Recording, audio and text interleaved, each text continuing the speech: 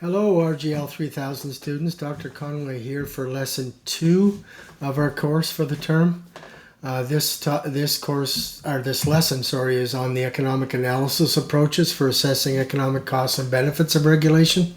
There are different economic analysis approaches that can be used to consider, well, one, whether a regulation is needed, and then what will be the costs and benefits associated with a regulation going forward if we so decide to adopt that regulation. It can also, these types of studies can also influence the design of a regulation, because you can develop a regulation, you can agree to move forward with the regulation, but how you design that regulation will have a significant impact on the cost-benefit profile of the regulatory effort. Okay, so let's pick up this issue now as we go forward in this lesson here. Three key concepts to start off our discussion. One is the concept of issue or objective. The second is scope, and the third is baseline. These are really important concepts because they're required for good economic analysis studies, regardless of the approach adopted. The issue or objective is quite clear. We know that for the objective of any regulation is to address a harm or to control a harm, but when you're conducting a study, the objective of doing a study of a regulation would be to determine, can the costs that will be imposed by the regulation be justified by the harm objective benefits that will be achieved from that regulation. We need to be very clear on that point going forward. Now, remember that all regulations are designed to address a harm, but how that harm is addressed can be influenced by socioeconomic studies that say, look, if we do it this way, these will be the costs and benefits. If we do it in a different way, these will be the costs and benefits, and we can compare those options. Okay? So issue and objective is very important, but it's not the same in the case of a socioeconomic study as it is for the regulation itself. A regulation has an objective of controlling a harm. A study has an objective of studying various aspects of that harm, to that regulatory effort to determine whether the benefits will exceed the costs. Okay? The scope of a study is critically important. Not until you determine the scope can you start to talk about costs and benefits, obviously. If you don't know if you're not defining the scope, how do you know what costs and benefits to include? We know that when we're doing studies of regulations, the costs and benefits can be imposed directly on those parties that are being regulated and on the regulator for implementation costs. But there are indirect impacts on constituencies as well, third-party actors that might be very important for a study. For example, if you're regulating the access to a chemical product, then you have to consider not only the impact on the producers of that product and the distributors of that product and on the regulator, but also on the third-party users of that product, and any third-party inputs to that product, and so on and so forth. All of those may justify a broader scope than just looking at the regulated party. Okay, so the scope needs to be determined by, do we anticipate that this group will experience significant impacts from our regulatory effort or not? If it's a marginal impact, you might not include it in the scope because any information you get from that effort will have such a marginal impact on anything going on out there in the community anyway. But if you have a significant arm's length third-party actor that could be significantly impacted by a regulation, and that person might be in the scope of your study. Okay, we also have to think about the practicality and workability of the analysis, the coherence and viability of any alternatives that are proposed. There's no use proposing things that are outside the scope of our boss or our client to do anything about anyway.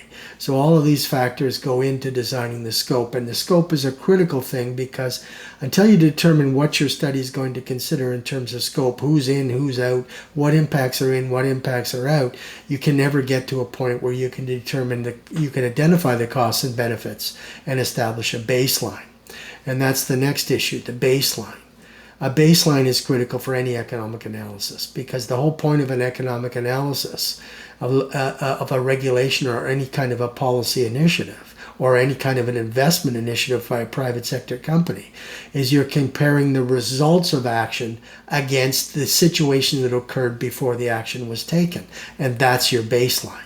We define the baseline as the situation that occurred at the last point for which we could get reliable data prior to a policy or an investment decision being adopted or a regulatory decision being adopted. And all future activities or all future results of that policy, regulatory or investment action, the changes that were caused by it are compared with the baseline. And that allows us to say, hey, we did this and we were able to reduce X percentage of negative impacts relative to the baseline. Okay? And without that baseline to compare with, how do you know whether you've been successful or not?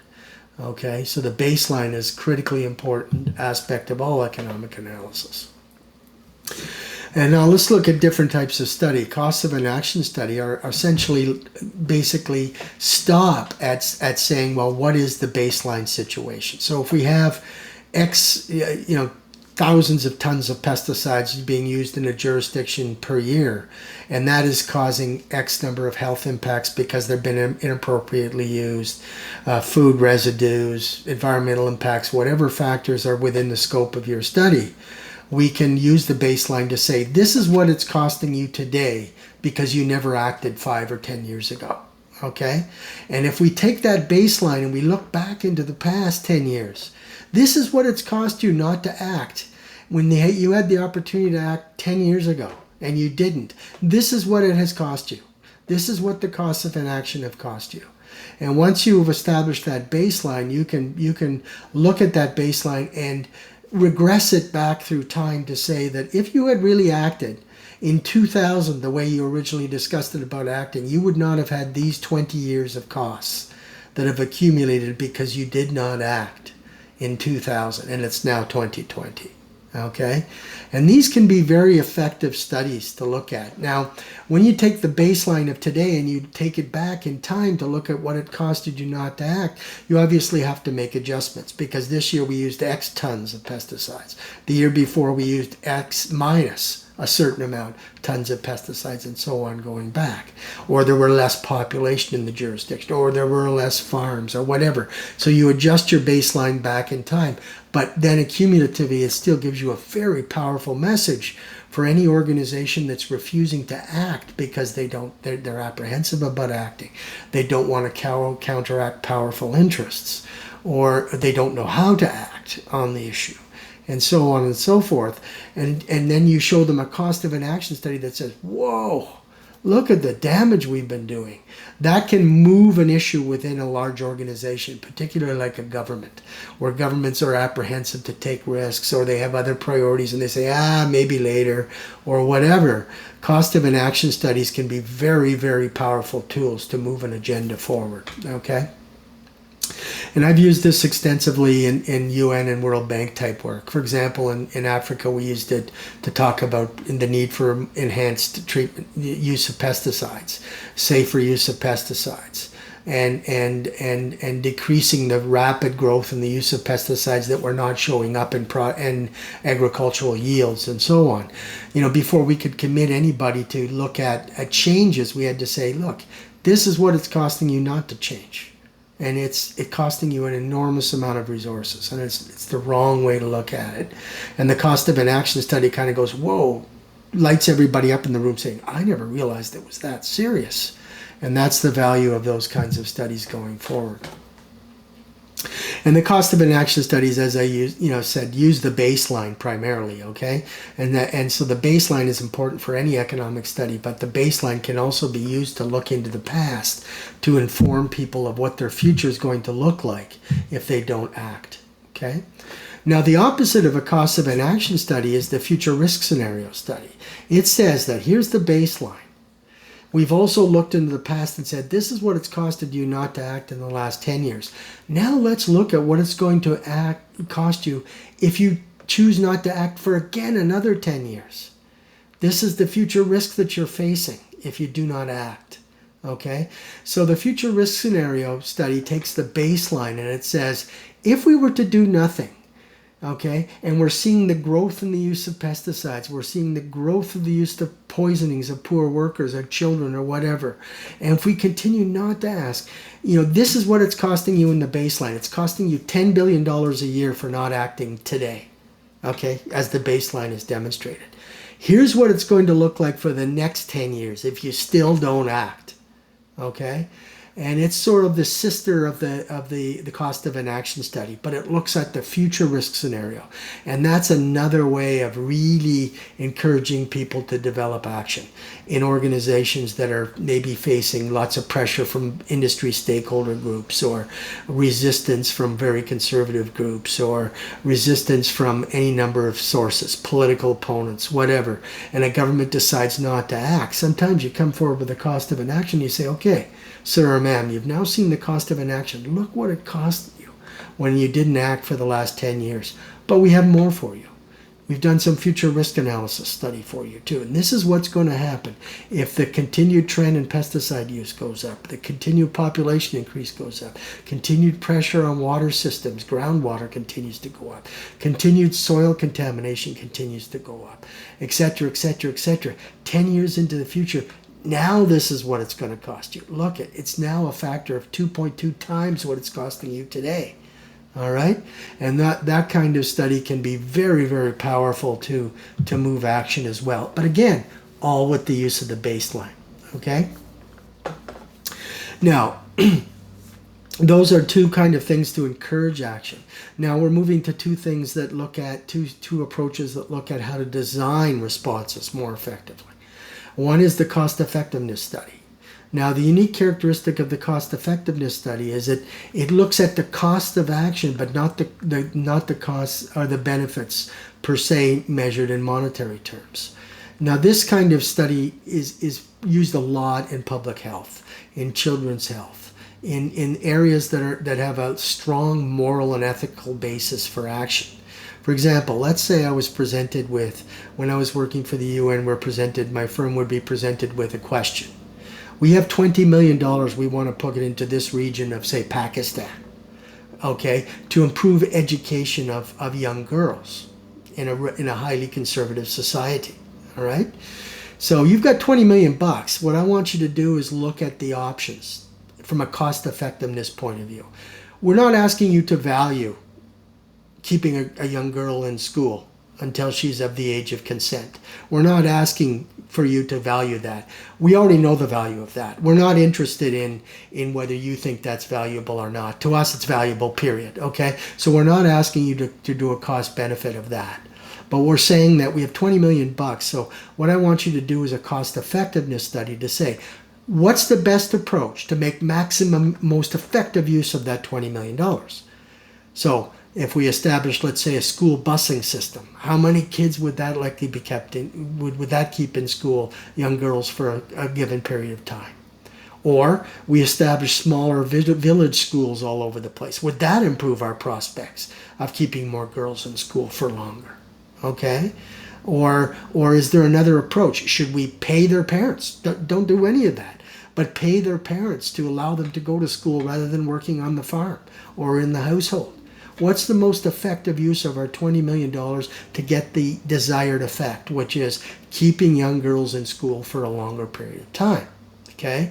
So the only thing we're looking at from a monetization or cost point of view is we're saying, what's the best way to spend this 20 million bucks to get the maximum effect, that reach the most number of girls and keep them in school for the longest period of time we can?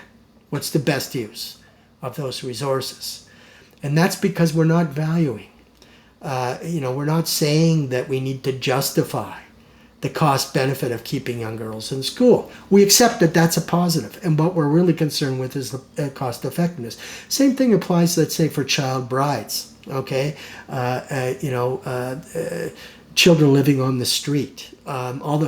Nobody debates that it's valuable not to have child brides and not to have kids living on the streets. Nobody debates that, okay? What we are debating, though, is if we have $20 million to address those problems, okay, what's the most effective way to spend that $20 million? So that impacts the design of the policy or regulatory measure that you're going to impact. If we do it this way, we reach 20,000 girls and we keep them in school each for an extra 2 years. Okay? We do it this way, we might reach 33,000 girls and we might keep them in school for an extra 2.5 years. Oh, okay. Then, that's the way we would use a cost effective. But again, all relative to the baseline. The baseline says, this is where we are now with girls staying in school. Here's what we know so far about why they're not staying in school. Here's what we know so far about the barriers that they have in being in school, and so on. Now, any policy measure we're going to adopt needs to compare with that baseline and say, hey, we made it. In 5 years from now, we look back and we say, hey, we made a good choice. The baseline said this percentage of young girls were staying in school for this number of years. 5 years out, we say, hey, that number of girls increased by 30% and their duration in school has increased by 2 years. Pretty good policy measure. But do we know whether we have opportunity costs? Would we know if there was a different approach that would have done even better? We can't know that in retrospect because we never tried it. But if another jurisdiction tried it and proved good results, better results than what we got, maybe next time we design our initiative a little bit differently. Okay? So, key characteristic cost effectiveness analysis. We're concerned about costs on the implementation side and their effective use. We're not concerned about monetizing the benefits of the results of our initiative. We're not concerned about monetizing the value of a child, not having child brides. We're saying that not having child brides is good in and of itself. We don't need to justify that. But we do want to justify the most effective use of our scarce resources. Okay? Now compare that to cost-benefit analysis. And I think I've already mentioned to you that when you're dealing with regulations that have medium to high-level impact in Government of Canada, that we determine through what we call a triage, where the regulatory department works with the Treasury Board to say, this is going to be a low-impact regulation, okay, no need for a cost-benefit analysis. But it's going to be a medium or high-impact regulation, whoa, okay, the requirements are that we conduct a cost-benefit analysis. And how does that differ from a cost-effectiveness analysis? In cost-benefit, we're trying to monetize both the costs and the benefits of any action, okay? Now, people might say, oh, monetization, economists, all they're worried about is money. Actually, for cost-benefit analysis, economists use money, not in the crass sense of, money grubbing or money grabbing, but monetization is used because it's the only unit of measurement we have that can compare dissimilar objects across space and time, okay? So we monetize costs and benefits, so we can judge those against all the other possible uses of scarce resources and all the other opportunity costs that we might have from using our scarce resources in this certain way. We're demonstrating that if we invest X numbers of dollars into this action, the benefits coming back will exceed the costs. And generally speaking, this is used mostly in areas that don't have that moral and ethical property that would normally be clearly the case when you're dealing with things like child brides, kids on the street, and so on and so forth. All right, that's why you see cost effectiveness analysis used a lot in public health matters. Okay, for example, when we look at the response of the Canadian government to COVID-19. Many would argue that if you did a cost-benefit analysis, right, the costs of everything the government is doing far exceed the benefits, okay, in terms of any measure you would want to do, if it was purely a cost-benefit monetization point of view. People dying, disproportionately older people, they're beyond their earning years, they're not paying a lot of taxes, whatever. A crass economic approach would say, it's not worth the investment, all right? So we lose 200,000 or 300,000 people. So what? Let's move on. But obviously, from a moral and ethical standpoint, okay, and from a political standpoint, that's not the way we can look at COVID-19. So we look at it from the point of view of cost effectiveness. When you're doing regulations, okay, because those costs of those regulations and the benefits accrued from them are not itemized anywhere else in the national budget or so on, we place this obligation on development of a regulation to say that if we assume these costs, the benefits will exceed the costs, okay? So a cost-benefit analysis monetizes both the costs and the benefits as far as possible, which is both a strength and a weakness of cost-benefit analysis. How is it a weakness? Well, it's a weakness, for example, if you're trying to monetize those things that don't already have a market value. You can't monetize the loss of a bird. A bird doesn't fly around with a price tag on him, right? The river doesn't flow by with price tags on it. The air doesn't have a price tag on it, okay? So often with cost-benefit analysis, we need to do it, but we need to find all of those costs and benefits that are already monetized. But the more difficult aspect of it is that we often have to monetize those values that still do not have a market value, do not have a market price. And there are various techniques we use for that, which we'll learn about later in the course.